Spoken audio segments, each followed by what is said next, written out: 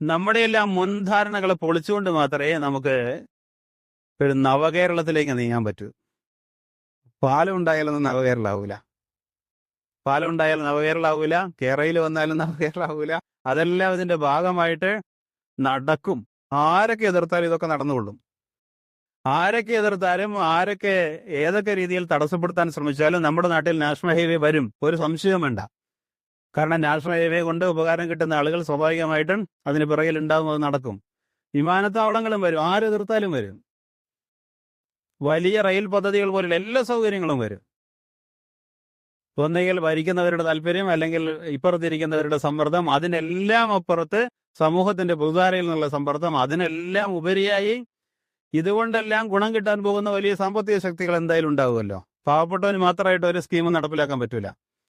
പാവപ്പെട്ടവന്റെ പേര് പറഞ്ഞ് ചെയ്യാം, പക്ഷെ പാവപ്പെട്ടവന് മാത്രമായിട്ട് ഒരു ഗുണം കിട്ടില്ല.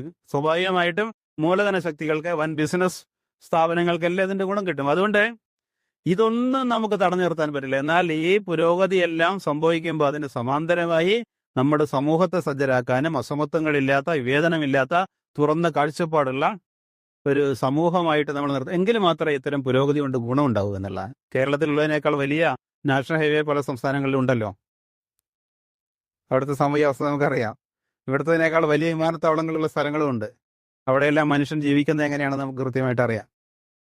അപ്പം അതുകൊണ്ട് ഇതെല്ലാം സമാന്തരമായിട്ട് സാംസ്കാരികമായ പുരോഗതി, സാമൂഹികമായ പുരോഗതി, സാമ്പത്തികമായ പുരോഗതി, ഇതെല്ലാം വളരെ പ്രധാനമാണ്. ഇതെല്ലാമാണ് കേരളത്തിന്റെ വിദ്യാഭ്യാസ മാതൃക, കേരളത്തിന്റെ ആരോഗ്യ മാതൃക എന്ന് വിശദീകരിക്കുന്നില്ല.